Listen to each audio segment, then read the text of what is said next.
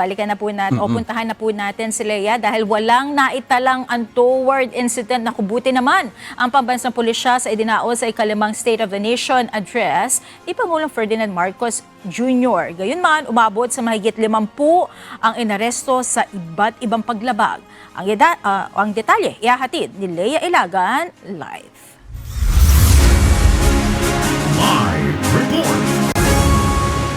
Lea, ano-ano ang mga violations ng mga inaresto? Magandang gabi sa iyo, Monica. Iba't ibang violation ang nagawa ng mga ito, no? Iba't ibang paglabag. Kabilang na nga dyan yung vandalism at maging yung panununtok ng pulis. Monica, ito ng malaking insidente na naka-apekto sa State of the Nation address ni Pangulong Ferdinand Marcos Jr. ang pambansang pulisya. Sa katunayan, sinabi ni PNP Chief General Jose Menendez Datos Sr.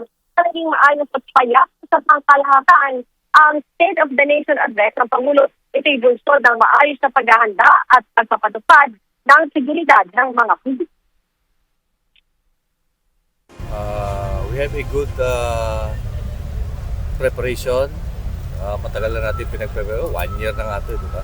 Do's and don'ts and what went well and what went wrong last year. Yun lang ini-implement natin. Pinuri din ni PNP ang mga pulis sa maayos na paglalatag ng seguridad. We have good commanders like our regional director, Major General Abirin, nandiyan ang QCPD, and the rest of the district director dito. Of course, the national headquarters nakagbibigay ng guidance continuously and continuously giving the administrative support. Lalong-lalo na dito sa local government ng Quezon City. Nagpapasalamat kami.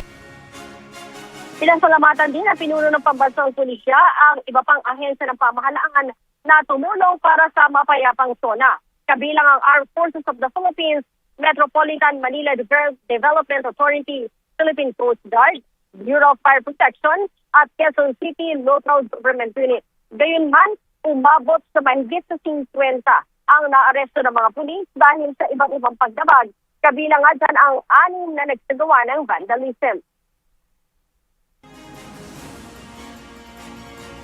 We have a reason to have a valid arrest and they were accosted because of violations of ordinances and special laws.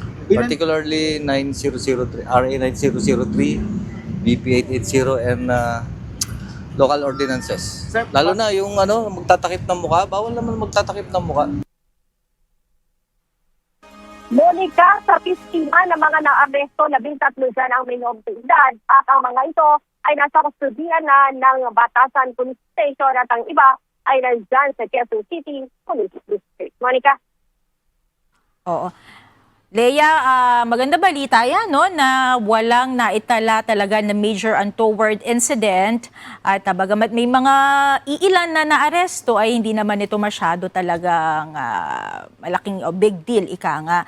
Lea, alam ko hanggang 6 p.m. lamang yung ibinigay na oras para sa mga relihista dyan sa may Commonwealth. Ngayon ba ay wala ka nang nakikitang mga nangyayaring pagtitipon? Unti-unti na silang umaalis, Monica, no? At kanina nga ay sinabi nito si NCRPO Director Police Major General Anthony Abirin na i-disperse nila ang mga ito kung hindi susunod sa nakatakdang oras na ibinigay ng local government. Monica. Oo. Kumusta naman ang sitwasyon ng daloy ng trapiko? Gantong oras kasi, sa pagkakaalala ko, Victor, no, pag nandiyan tayo sa Batasang Pambansa ay talagang masikip dahil may mga nag-uuwian na at rush hour din technically kasing gantong oras. Kumusta ngayon dyan sa area mo, Lea? Moderate slow na yung daloy ng mga sasakyan dito, Monica. Kung kanina ay sobrang sikip dyan sa may bahagi ng Tandansora, ngayon ay unti-unti nang bumibilis yung daloy ng mga sasakyan dito sa bahagi nga ng Commonwealth area. Monica. Oo. Huling tanong na lang, Lea, kasi isa rin sa mga napapansin natin dati sa tuwing matatapos yung State of the Nation address ng Pangulo at nagde-disperse na nga yung crowd, maraming basura palaging naiiwan dyan sa may Commonwealth Avenue. Ngayon ba ay malinis dyan sa area mo? Meron pa tayong ilang mga basura na nakikita dito at siguro doon sa may mga pwesto ng mga rallyista kanina, bantong likuran pa yon ng Monica, maaga naman yung mga tauhan ng Metropolitan Development Authority sa paglilinis tuwing ganitong natatapos na itong State of the Nation address ni Pangulong Ferdinand Marcos. Pero dito sa may area ko, wala pa tayong namamataan na naglilinis ng mga tauhan ng MMDA at maging ng local government unit.